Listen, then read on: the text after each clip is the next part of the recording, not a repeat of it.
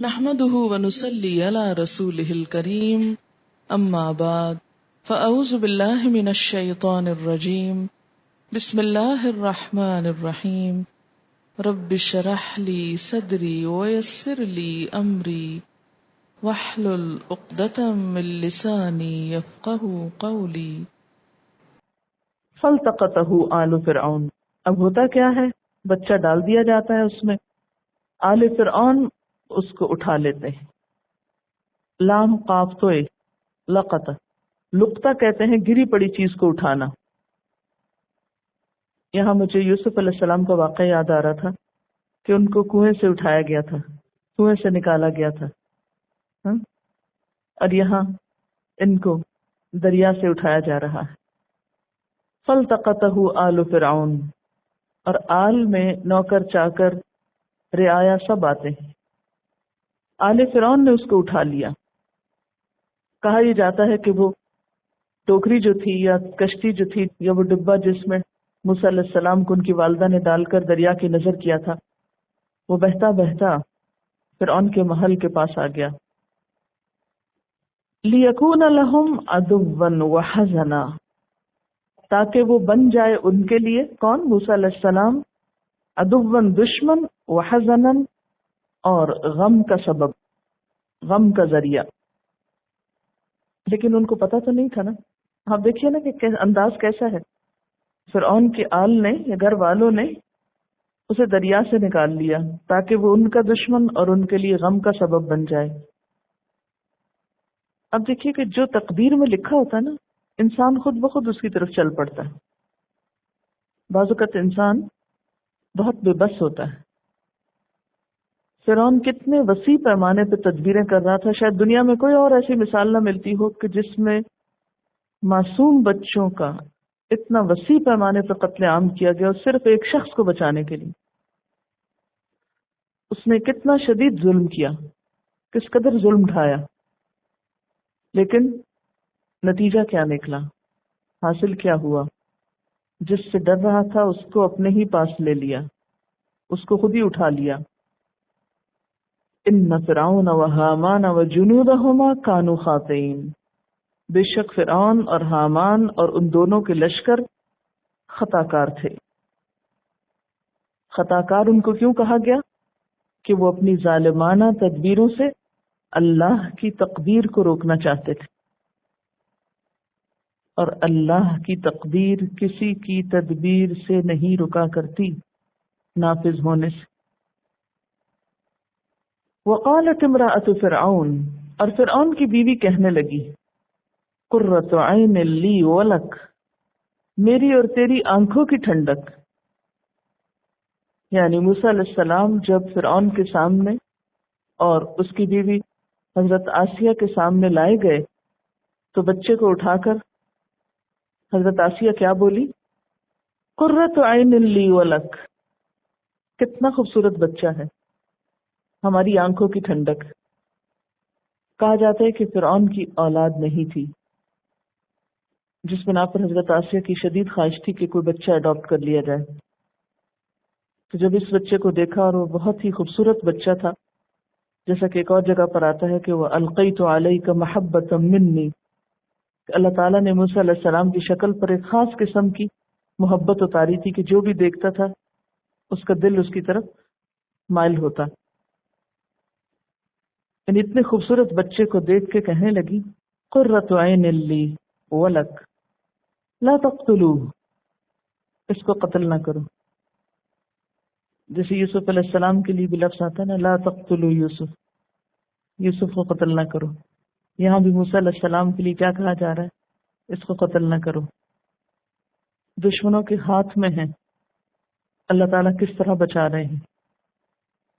عقیدہ تقدیر جو ہے وہ انسان کو بالکل بے خوف کر دیتا ہے، اور خصوصاً موت کے بارے میں، کہ اگر موت لکھی ہے تو ٹال نہیں کوئی سکتا، اور اگر آنی نہیں تو کوئی لا نہیں سکتا. اور اسی طرح باقی چیزوں کا نقصان، یہی چیز انسان کے اندر بہادری پیدا کرتی ہے، اور پھر اسی جرت اور بہادری کے ساتھ انسان زندگی میں آگے بڑھتا چلا جاتا ہے اور بہترین سے بہترین کام کرتا چلا جاتا ہے. ورنہ اگر آپ خوف کا شکار ہو جائیں تو آپ کچھ کرنے کے قابل نہیں رہتے. اکثر لوگ کل میں جیتے ہیں، آج میں نہیں، یا ماضی کے کل میں یا مستقبل کے کل میں. کچھ وقت اس میں گزر جاتا ہے کہ ماضی میں جو کچھ ہمارے ساتھ ہو چکا ہے وہ کیوں ہوا، فلاں نے میرے ساتھ ایسا کیوں کیا، فلاں نے ایسا کیوں کیا، میرے ساتھ ایسا کیوں ہو گیا. اور کچھ وقت اس میں گزرتا ہے کہ کل کیا ہوگا، ابھی کیا ہو جائے گا، پتہ نہیں شام بھی ہوتی ہے یا نہیں، کل کی سویر کیسے ہو. یہ دو چیزیں جو ہیں، خوف اور حزن، یہ انسان کی دشمن ہے، اور یہ نکل نہیں سکتی جب تک کہ انسان کو اللہ کی ذات پر مکمل بھروسہ نہ ہو. اور یہ آرٹیفیشلی نہیں آ سکتا، انسان کے اوپر ایسی کیفیات آتی ہیں. ایسا نہیں ہے کہ ایسا ہونا ممکن نہیں اور کچھ لوگوں کے ساتھ ہوتا نہیں، ہوتا ہے، لیکن اس پہ قابو پانا ضروری ہے. موسیٰ علیہ السلام کی والدہ کو اللہ تعالیٰ کیا فرما رہے ہیں؟ لا تخافی ولا تحزنی. خاص انسٹرکشنز ہیں، لیکن آگے آپ دیکھیں گے کہ وہ مبتلا ہوئی اس میں، کیونکہ نیچرل ہے نا، مگر اوور کم کر لیا. یعنی یہ نہیں ہو سکتا کہ آپ کو خوف نہ ہو یا غم نہ ہو. دنیا میں کوئی شخص ایسا نہیں کہ جس پر غم کی کوئی کیفیت نہ آئی، ڈھونڈے سے بھی نہیں ملے گا. اسی طرح کوئی شخص ایسا نہیں کہ جس کے دل میں مستقبل کا خوف نہ ہو، ہر ایک کے اندر ہے. لیکن کامیاب لوگ کون ہیں؟ جو ان دونوں چیزوں کے وجود کے باوجود، ان دونوں چیزوں کے ہوتے ہوئے بھی اپنا کام کرتے چلے جاتے ہیں اور ان دونوں کو دبا کے رکھتے ہیں، ان دونوں کو اپنے اوپر حاوی نہیں ہونے دیتے. کیونکہ اللہ نے آپ کو اشرف المخلوقات بنایا نا، آپ ان پہ قابو پائیں نہ کہ انہیں خود پہ قابو پانے دیں. اللہ نے ان کے مقابلے میں آپ کو صلاحیت زیادہ بخشی ہے، اور اس کے لیے کیا سوچ فائدہ مند ہو سکتی کہ اللہ نے مجھے کسی کام کے لیے دنیا میں بھیجا ہے، مجھے محض ڈرنے اور خوف کھانے کے لیے نہیں بھیجا، یا مجھے صرف غم بنانے کے لیے نہیں بھیجا. میرے پیدا کرنے کا کوئی مقصد ہے، مجھے اللہ نے کچھ صلاحیتیں دی ہیں، مجھے ان کو استعمال کرنا ہے. کب تک کرنا ہے؟ جب تک اللہ چاہتا ہے. ایک دن کرنا ہے زندگی کا، یا 1 سال کرنا ہے، یا 10 سال، یا 100 سال، جب تک چاہتا ہے کرتے رہیں گے. اور جب وہ واپس بلا لے گا تو اپنے آپ کو حاضر کر دیں گے. لیکن جب تک اس نے زندگی دی ہے، اس کو محض خوف اور غم کی نظر کیوں کر دیا جائے؟ لا تقتلوہ، وہیں سے آواز آئی کہ اس کو قتل نہ کریں، کیونکہ یہ بات تو کھل چکی تھی نا کہ یہ بنی اسرائیل کا بچہ ہے اور کہیں یہ نقصان نہ دے. لیکن اس کو اگر بیٹا بنا لے تو کتنے ہی فائدے ہو سکتے ہیں. عسیٰ ان ینفعنا، ہو سکتا ہے ہمیں بہت فائدہ دے. او نتخذہ ولدا، یا ہم اس کو اپنا بچہ ہی بنا لے. وہم لا یشعرون، اور وہ شعور نہ رکھتے تھے کہ وہ کیا باتیں کر رہے ہیں، کہ وہی بچہ ہے ان کے پاس جس کو مارنے کے لیے بہت سو کو مارا گیا تھا. یعنی ان کا خیال یہ تھا نا کہ اگر ہم اس کو خود پالیں گے، خود اس کو بڑا کریں گے، پھر یہ ہمارا وفادار ہوگا، ہم اسے بیٹا کہیں گے تو یہ ہمارا بیٹا بن جائے گا، اور اس کو تو یاد بھی نہیں ہوگا وہ کس کی اولاد ہے، اور اس طرح یہ ہمارے لیے بہت فائدے کا ہوگا. عسیٰ ان ینفعنا، جب اس کو اس کے اصل سے کاٹ دیا جائے گا اور اپنا بیٹا بنایا جائے گا تو پھر تو یہ ہمیں کچھ نقصان نہیں دے سکتا. اچھا، عام طور پر بھی ہم لوگ ایسے ہی سوچتے ہیں نا، اپنی حفاظت کے کئی منصوبے بناتے رہتے ہیں، اولاد کی طرف سے، مال کی طرف سے، جاب کی طرف سے، بزنس کی طرف سے، خود کو مختلف طریقوں سے انشور کراتے رہتے ہیں. لیکن ساری انشورنس اپنی جگہ رہ جاتی ہے جب اللہ کا فیصلہ آتا ہے، کچھ بھی فائدہ نہیں ہوتا. وَأَصْبَحَ فُؤَادُ أُمِّ مُوسَى فَارِغًا، ادھر موسیٰ علیہ السلام کی ماں کا دل فارغ ہو گیا. کس سے فارغ ہو گیا؟ دنیا کی ہر فکر سے، اور بس ایک ہی فکر اس میں آ گھری کہ میرا بچہ، اس کا کیا ہوگا، پتہ نہیں کہاں. ہر ماں اس کیفیت کو بہت اچھی طرح سمجھ سکتی ہے کہ جس کا بیٹا اس سے یا جس کا بچہ اس سے جدا کر لیا جائے، وہ اپنا کھانا پینا ہر نعمت بھول جاتی، ہر چیز سے اس کی دلچسپی ختم ہو جاتی ہے۔ اصبح فؤاد ام موسیٰ فارغا، موسیٰ علیہ السلام کی ماں کا دل خالی ہو گیا صبر سے، شدت غم سے، صرف ایک ہی فکر، ایک ہی دکھ، ایک ہی درد اور بے قراری دل میں سما گئی۔ ان کادت لتبدی بھی، قریب تھا کہ وہ راز فاش کر بیٹھتی، یعنی ایسی بے قراری کی کیفیت تھی کہ بول اٹھتی، لیکن اللہ نے دل مضبوط کر دیا۔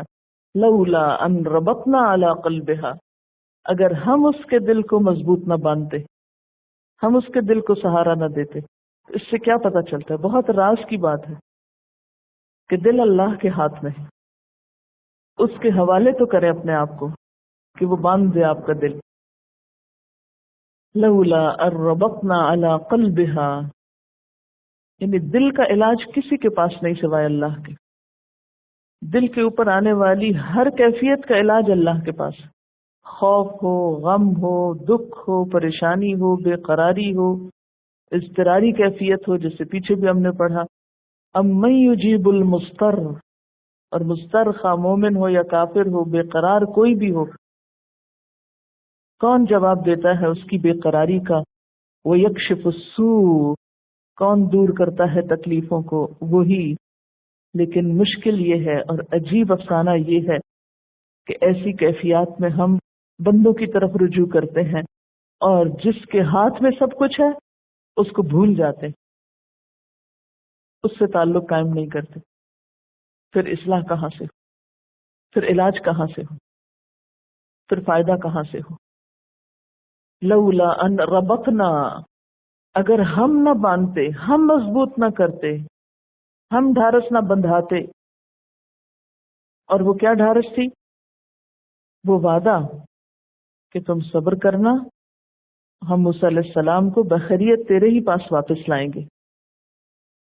لِتَكُونَ مِنَ الْمُؤْمِنِينَ، تاکہ وہ ہو جائے ایمان لانے والوں میں سے، مان جانے والوں میں سے۔ تکونا یہاں مؤنث کے لیے ہے، مخاطب کے لیے نہیں ہے، یعنی تاکہ موسیٰ اعتماد کرے۔ اللہ تعالیٰ اپنے بندوں کو طرح طرح کے امتحانوں میں ڈالتا ہے، اور یہ سنت ہے اللہ کی، اس سے فرار حاصل نہیں کیا جا سکتا۔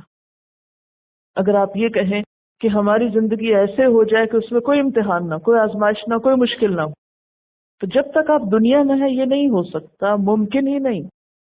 اور یہ ہر ایک کے ساتھ ہوتا ہے، انداز اور طریقے اور حالات مختلف ہو سکتے ہیں، لیکن آزمائشیں سب کے لیے ہوتی، مومن کے لیے بھی، کافر کے لیے، کیونکہ دنیا تو ہے امتحان کی جگہ۔ آزمائشیں تو ہو رہی ہے کہ ہم کس وقت میں کس طرح کا بہیو کرتے ہیں، اور ایسے حالات میں جبکہ خود ہمارا دل ہمارے اپنے بس میں نہ ہو۔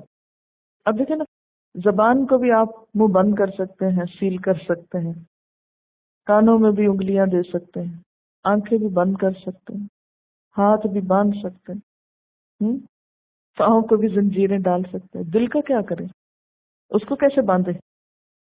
اگر وہ کسی چیز پہ بے قرار ہے یا غمگین ہے یا خوف میں ہے یا کچھ بھی کیفیت ہے، تو دل کی کیفیات جو تھی شدید ترین کیفیات ہوتی ہیں، اور یہ بندوں کے ہاتھ میں نہیں ہوا کرتا، نہ اپنے ہاتھ میں ہوتا نہ کسی اور کے ہاتھ میں، تو یہ صرف رب کے ہاتھ میں۔ جیسے حدیث میں آتا ہے نا کہ اللہ کی 2 انگلیوں کے درمیان ہوتا ہے بندے کا دل، پورا کنٹرول ہمارے دلوں کا اس کے ہاتھ میں۔ اس لیے آزمائش کے وقت جب تک اللہ کی طرف رجوع نہ کیا جائے پورے کا پورا، اس وقت تک اصلاح نہیں ہو سکتی، اس وقت تک کام نہیں بنتا۔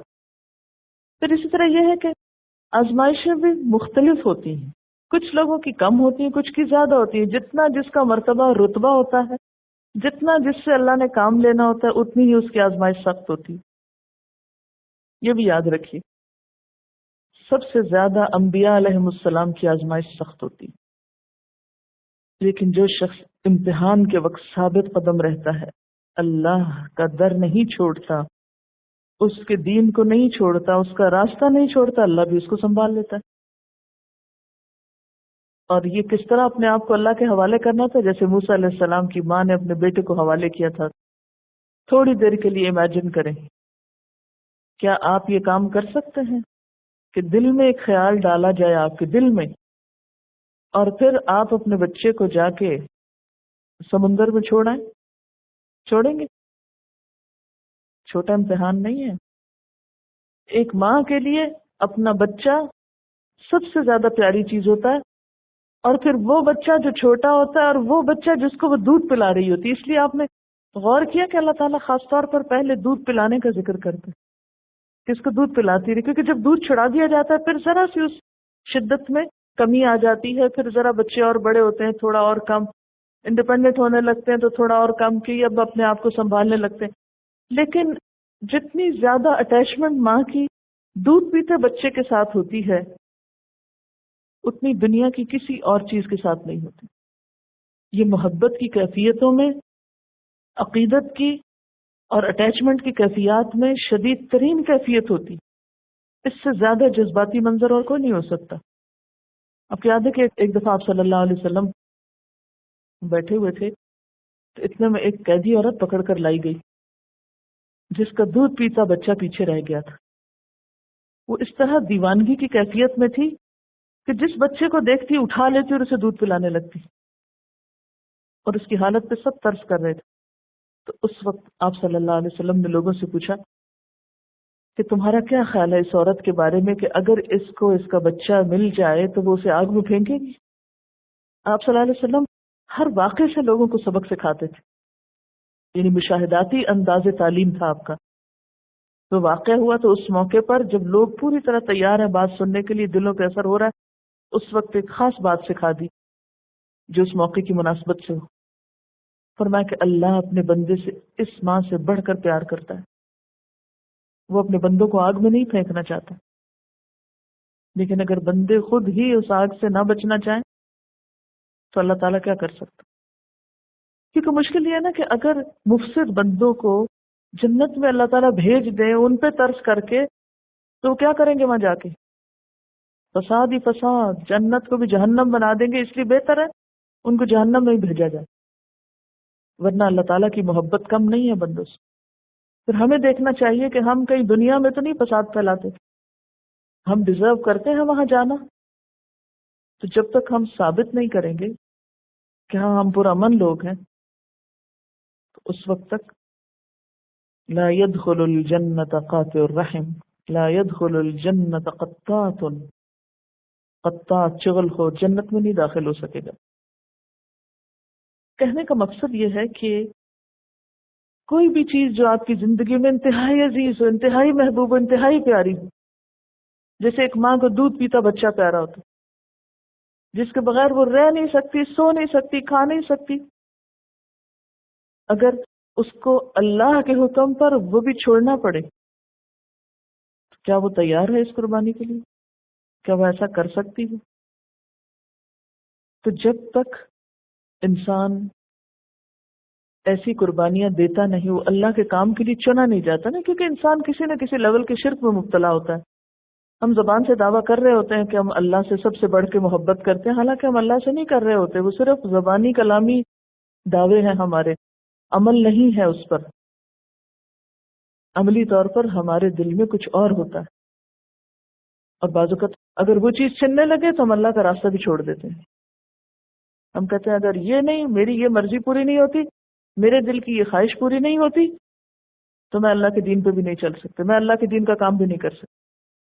تو پھر اس کا مطلب تو یہ ہے نا کہ اصل تو آپ کی اپنی خواہش نفس ہے جو آپ کے سر پہ سوار ہے، اور آپ کی خواہش نفس ہے جس نے آپ کو پاگل کر رکھا ہے، اور آپ کی خواہش نفس ہے کہ جس کے لیے آپ جی رہے ہیں، اور یہ دین اور اسلام اور دین کی خاطر قربانی اور اللہ کے راستے اور یہ ساری باتیں، یہ سب بہانے ہیں صرف وقت پاس کرنے کے۔ آپ دیکھیے کہ تھوڑا سا ٹیسٹ ہی تو تھا کہ چھوڑو اس بچے کو، ڈالو وہاں، ڈال دیا اللہ کے حکم سے، ہم لے آئیں گے واپس۔ امید رکھو، یقین رکھو. اور وہ واپس آیا، لیکن وہ جو بیچ کا وقت تھا وہ کاٹنا اور گزارنا کتنا مشکل تھا. اب دیکھیے کہ ہم میں سے ہر ایک کی محبتیں فرق ہے نا. کسی کو مال سے بڑی شدید محبت ہے، کسی کو گھر سے بڑی شدید محبت ہے، کسی کو کسی انسان سے بڑی شدید محبت ہے. محبتوں کے مختلف روپ ہوتے ہیں. ہمیں اپنی روٹین سے، اپنی لائف سٹائل سے، اپنے خاص طرز زندگی سے، تو جب تک اس سے نکلیں گے نہیں اللہ کے کام کے نہیں بن سکتے. اس خول کو توڑنا پڑے گا، اسے قربان کرنا پڑے گا. آج امت مسلمہ دنیا میں مسلمان ہوتے ہوئے، دین کے نام لیتے ہوئے، بہت سے لوگ ہزاروں لاکھوں کی تعداد میں دین کے جھنڈے اٹھا کے بھی دین کے کسی کام کے نہیں ہیں. کیوں؟ اس لیے کہ مقاصد اور نیتیں اور ارادے اور خواہشات کچھ اور ہیں، دین نہیں ہے. نام ہے بس دین کا، لیکن اندر کچھ اور ہے. اسی لیے جب تک اندر تک کی اصلاح نہیں ہوتی، نبی صلی اللہ علیہ وسلم کا کمال یہ ہے کہ آپ نے حقیقی معنوں میں تزکیہ کیا تھا. جب تک اندر تک کی اصلاح نہیں ہوتی کام نہیں چلتا. چونکہ ام موسیٰ نے اللہ کے حکم پر بچے کو دریا میں ڈال کر اپنے ہاتھوں سے، آپ دیکھیے نا، ایک ہوتا ہے کہ فرعون کے سپاہی پہنچ جاتے، بچہ چھین کے لے جاتے، وہ that was some thing different. اور ایک ہے اپنے ہاتھ سے بچہ جا کے وہاں ڈالنا. یہ دو مختلف کیفیات ہیں. جب کوئی چھین لیتا نا تو آپ مجبور ہے، بیکا سے تو چھن گیا. اور جب آپ اپنے ہاتھ سے سبمٹ کرتے ہیں کوئی چیز، خود دیتے ہیں جا کے، ایک ہوتا نا مال چوری ہو گیا، اور ایک یہ کہ خود اٹھا کے دیا. فرق ہے نا ان دو کیفیات میں. ایک یہ ہے کہ خدا نخواستہ بیماری آ گئی جس نے آپ کو مشغول کر لیا، اور ایک یہ کہ آپ نے اپنے فارغ وقت کو خود اپنی چوائس کے ساتھ اللہ کے کام میں لگایا، اللہ کی اطاعت میں لگایا. فرق ہے ان دو چیزوں. یہ ایک دو دعائیں میں آپ کو بتاتی ہوں کہ ایسی کیفیات میں انسان جب کسی خاص چیز کی محبت میں یا کسی اپنی خاص عادت میں یا کسی بھی ایسی چیز کی غلامی میں انسان مبتلا ہو جائے کہ جس سے باہر نہ آ سکے، تو پھر کیا دعا پڑھنی چاہیے؟ اللہم انی اسألک ایمانا یباشر قلبی ویقینا صادقا حتی عالم انہ لن یصیبنی الا ما کتبت لی وانما اصابنی لم یکن لیخطئنی وما اخطأنی لم یکن لیصیبنی.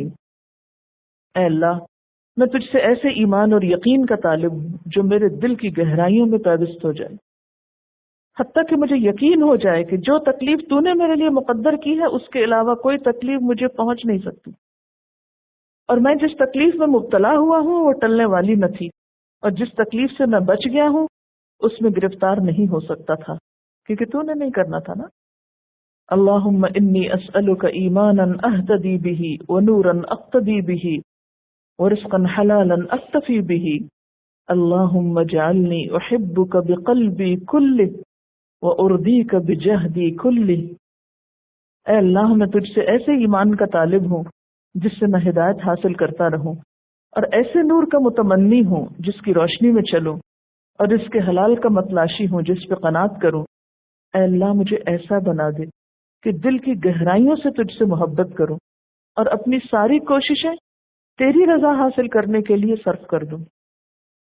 اللہم اجعل حبی لک کلہ وسعی کلہ فی مرضاتک اللہم ما زویت عنی مما احب فاجعلہ قوة لی فیما تحب واجعلنی لک کما تحب اللہم احفظنی بالاسلام قائما وقاعدا وراقدا ولا تشمت بی عدوا ولا حاسدا. اے اللہ، میری تمام تر محبت اور ساری کوششیں اپنی رضا کے لیے وقف کر لے.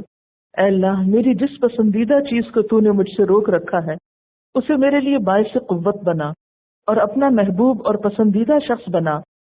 اے اللہ، اسلام کے ذریعے سے میری حفاظت فرما. میں کھڑا بیٹھا یا سویا ہوا ہوں اور میرے دشمن اور حاسد کو میری وجہ سے خوش نہ کر. تو یہاں موسیٰ علیہ السلام کی والدہ کا امتحان کیا تھا؟ اپنے ہاتھ سے ڈالو، اس میں اپنے ہاتھ سے اپنا بچہ دریا میں ڈالو. ذرا چلتے جائیں ساتھ ساتھ، ایک بچہ اٹھا کے موسیٰ علیہ السلام کی والدہ کے تصورات میں اور ڈالیں اس کو پانی میں. تو جب انہوں نے ڈال دیا تو اللہ نے ان کا دل سنبھال لیا. وقالت لأختہ، اور اس کی بہن سے کہنے لگی، یعنی موسیٰ علیہ السلام کی بہن مریم بنت عمران سے کہنے لگی قصی ہی، پیچھے جاؤ، اس کے پیچھے پیچھے جاؤ. فبصرت به عن جنب، تو وہ بھی الگ سے اس کو دیکھتی رہی، یعنی اس طرح جا رہی تھی کہ کنکھیوں سے دیکھ رہی تھی لیکن اس طرح کہ کسی کو پتہ نہ چلے. وَهُمْ لَا يَشْعُرُونَ، اور ان کو پتہ بھی نہ چلا، دشمنوں کو شعور بھی نہ ہوا. اب موسیٰ جو ہے وہ دل کی تسلی کے لیے آخری تدبیر کرتی. اچھا، یہاں توکل اور تدبیر کا حسین امتزاج بھی نظر آتا ہے کہ ایک طرف اللہ پہ بھروسہ ہے، اللہ کے حکم سے ڈال دیا، اور دوسری طرف تدبیر بھی کر رہی ہیں. اچھا، ہمارا توکل کیا ہوتا ہے؟ پھر ہاتھ پاؤں چھوڑ کے بیٹھ جاؤ، بس توکل کر رہے ہیں، تدبیر چھوڑ دیتے ہیں، جبکہ توکل میں تدبیر ساتھ رہتی. وَحَرَّمْنَا عَلَيْهِ الْمَرَاضِعَ مِنْ قَبْلِ، اور حرام کر دیا ہم نے اس پر دودھ پلانے والیوں کو. مرضع کی جمع مرضع، فاعل اس کی جمع مراضع. من قبل، اس سے پہلے. اب ہوا یہ کہ آل فرعون نے جب وہ ٹوکری اٹھائی جس میں وہ بچہ تھا اور اس سے بچہ نکلا اور اتنا خوبصورت بچہ، تو سارے شہر میں آنن فانن خبر مشہور ہو گئی کہ دریا سے اتنا خوبصورت بچہ نکلا ہے. یہ آپ خود سوچیں نا کہ کبھی کبھی آتا ہے کہ وہ سمندر سے فلاں چیز جو ہے برآمد ہوئی، تو سارا شہر سمندر پہ ٹوٹ پڑتا ہے. تو اسی طرح جب دریا سے بچہ نکلا تو ہر شخص بہت ہی ایکسائٹیڈ ہوا کہ یہ کیا بچہ اس میں سے نکلا. تو اسی ہلے گلے میں ان کی بہن بھی پہنچ گئی وہاں. اب وہ باقی تو ہر شخص ایک اور ایکسائٹمنٹ میں، اور بہن جو ہے وہ کسی اور نظر سے دیکھ رہی ہے، ٹو لگا رہی ہے، دیکھ رہی کہ ہوتا کیا ہے. بے تعلق سے بن کے ایک طرف کو لوگوں کی باتیں سن رہی ہے، تبصرے سن رہی ہے، خاموش ہے. اب ہوا یہ کہ بچے کو دودھ پینا تھا، بچہ بھوکا تھا. اس دور میں دودھ پلانے والیاں ہوا کرتی تھی جسے انا یا دایا کہتے ہیں. تو جب اس طریقے پر، اور خصوصاً شاہی خاندانوں میں جب اس طریقے پہ دودھ پلوانے کی کوشش کی گئی تو بچے نے دودھ پینے سے انکار کر دیا، اور یہ اللہ کی طرف سے تھا. اب آپ خود سوچیں کہ ایک بچہ بھوکا ہو، تصور میں لائیں ایک بھوکا بچہ معصوم سا کہ جو بھوک سے بلبلا رہا ہو اور چیخ رہا اور چلا رہا ہو اور کسی سے چپ نہ ہو رہا ہو، تو وہ سب کو کتنی بڑی پریشانی میں مبتلا کر سکتا ہے، سب کو ہلا کے رکھ دیتا ہے. کبھی چھوٹے بچے گھروں میں جب روتے ہیں نا تو سارے گھر والے جو ہیں اپنے کام چھوڑ دیتے ہیں، کیا ہو گیا اس کو، اور ہر ایک اپنی تدبیر کرتا ہے، اسے چپ کرائے، اسے بہلائے. لیکن بعض اوقات بچے نہیں چپ کرتے، تو کہتے ہیں ان کو نظر لگ گئی ہے، کبھی کچھ ان کے کان میں درد ہے، کوئی کہتا ہے نہیں پیٹ میں درد ہے، کوئی کچھ بتاتا ہے، کوئی کچھ بتاتا ہے. تو اب آپ اسی سین کو امیجن کریں کہ ایک بچہ ہے اور اس نے شور مچا رکھا ہے اور کسی کا دودھ بھی نہیں پی رہا. فقالت، تو اس موقع سے فائدہ اٹھا کے بہن کہتی هل ادلکم علی اہل بیت یکفلونہ، کیا میں بتاؤں تم کو، دلالت کروں تمہاری ایسے لوگوں کے بارے میں، ایسے گھر کا پتہ بتاؤں جس کے لوگ اس کی پرورش کا ذمہ لیں، یکفلونہ، اس کی کفالت کریں، لکم، تمہارے لیے، یعنی تمہارے لیے کام کر دیں، وہم لہ ناصحون، اور وہ اس کے لیے خیر خواہ بھی ہوں. کیونکہ دو چیزیں ضروری ہوتی ہیں نا بچے کے لیے، ایک کفالت اور دوسرے اس کی خیر خواہی بھی. یعنی کھانا پلانا تو رہا ایک طرف، اس کے ساتھ بچے کو محبت بھی چاہیے، کیئر چاہیے. تو کیا ایسے گھرانے کے بارے میں خبر دوں؟ بہت اچھا گھرانہ ہے، میرا خیال ہے کہ وہ یہ کام کر سکتے ہیں، ان کے اندر یہ قابلیت، یہ صلاحیت ہے. وآخر دعوانا ان الحمد للہ رب العالمین. سبحانک اللہم وبحمدک نشہد ان لا الہ الا انت نستغفرک ونتوب الیک. السلام علیکم ورحمۃ اللہ وبرکاتہ.